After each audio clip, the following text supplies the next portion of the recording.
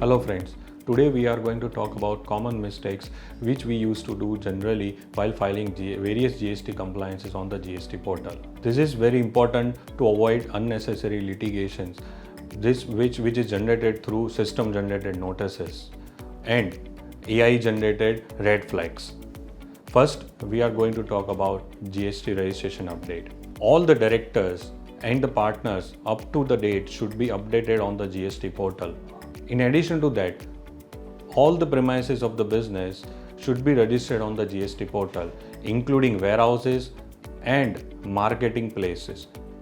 It is very important to add these premises on the GST portals because sometimes the GST officer comes to the visit and if he finds that this premise is not registered, this will result in the problem. Second, there are various declarations which should be filed on the GST portal like LUTs and GTA declarations. LUT declarations, which is letter of undertaking. If you are an exporter and doing export without payment, you need to file LUT every year. This LUT can be filed at the beginning of every year. Portal allows to file this LUT before starting the financial years.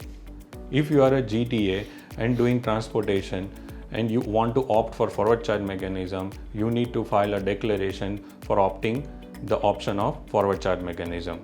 Third is RCM self invoices. If you receive services of advocates, GTA and rent-a-cab services, you need to generate a self invoices while making payment under RCM GST because as per law you are supposed to make an invoice.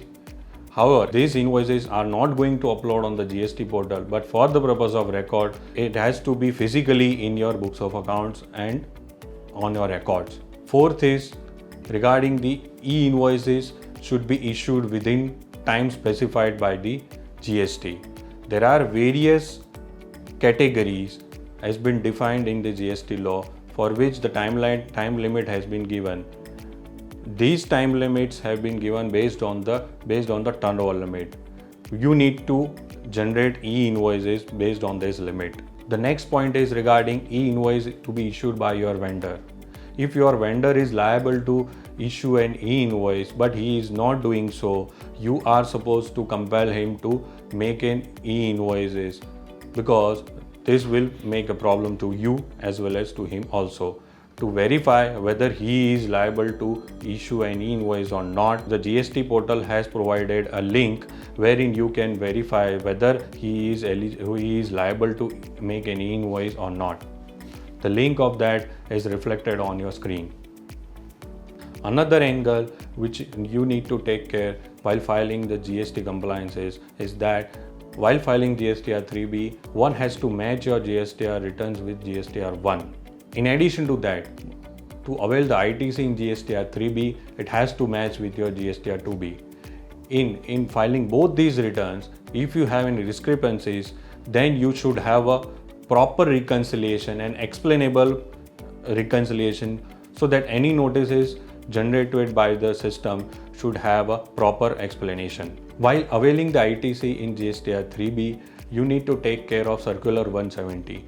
What is Circular 170? The word Circular 170 says all the ITC which is reflected in GSTR 2B should be reconciled in the GSTR 3B return itself. It means if the ITC is reflected in 2B, it should be shown whether you are going to avail in the particular month or you are going to reverse permanently or you want to reverse that ITC for re-availment in the next month. So you need to take care of Circular 170 in your mind while filing the GSTR 3B. Apart from that, you need to also take care while filing GSTR returns that all the incomes which you are reporting in your GSTR return should match with your another returns like 26AS.